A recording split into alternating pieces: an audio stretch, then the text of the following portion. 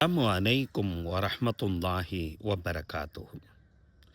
நபித்தோழர் முஹம்மது பின் அப்துல்லாஹ் இப்னு ஜஹஷ் ரலியல்லாஹு அன்ஹு அவர்கள் அறிவிக்கக்கூடிய இந்த ஹதீஸு சுனனு நசை, பைஹகி போன்ற ஹதீஸு நூற்களில் இந்த ஹதீஸு பதிவு செய்யப்பட்டு அவங்க சொல்கிறாங்க, குன்னா ஜுலூசன் இந்த ரசூலில்லாஹி ஸல்லல்லாஹு அலைஹி வஸல்லம், நபி ஸல்லல்லாஹு அலைஹி வஸல்லம் அவர்களோடு நாங்கள் ஒன்றா உட்காந்துக்கிட்டு இருந்தோம். அந்த நேரத்தில் ஃபரஃபா ரஅஸஹு இலஸ்ஸமா, திடீரென்று நபி ஸல்லல்லாஹு அலைஹி வஸல்லம் அவர்கள் வானத்தின் பக்கம் தன்னுடைய தலையை உயர்த்தினார்கள்.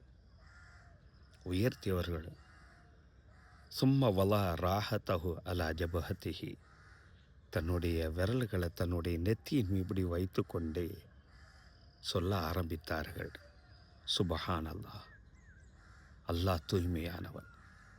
மாதா நசல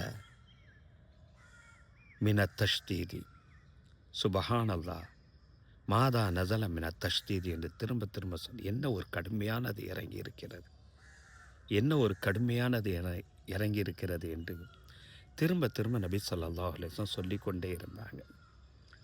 இந்த நிலையை பார்த்ததோட ஃபசகத்தனா, நபி ஸல்லல்லாஹு அலைஹி வஸல்லம் அவர்களை நாங்கள் அமைதிப்படுத்துகிறோம். அமைதிப்படுத்தி விட்டு நாங்கள்லாம் கலைந்து சென்று விட்டோம். மறுநாள் காலையினுடைய நேரத்தில் ரசூல் ஸல்லல்லாஹு அலைஹி வஸல்லம் அவர்களை நான் சந்தித்தேன். யா ரசூல் அல்லாஹ், நேற்றைய தினம் கடுமையானது இறங்குனதாக சொன்னீர்களே, அது என்ன ஒரு விஷயம் என்று நான் கேட்டேன்.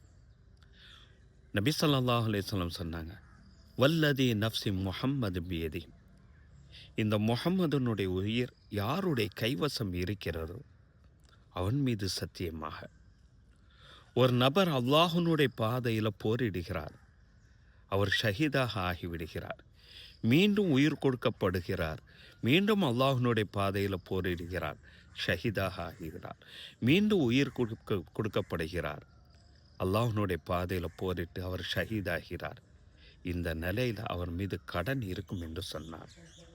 மா தஹலல் ஜன்னா ஹத்தா யுக்லா அலைஹி தைனு, அவருடைய கடனை நிறைவேற்றப்படும் வரை அவர் ஒருபோதும் சுவனத்தில் நுழைந்து விட முடியாது என்று நபி ஸல்லல்லாஹு அலைஹி வஸல்லம் அவர்கள் அந்த கடுமையான விஷயம் இறங்குனது அல்லவா, அந்த விஷயத்தை இவ்வாறு சொல்லி தர்றாங்க.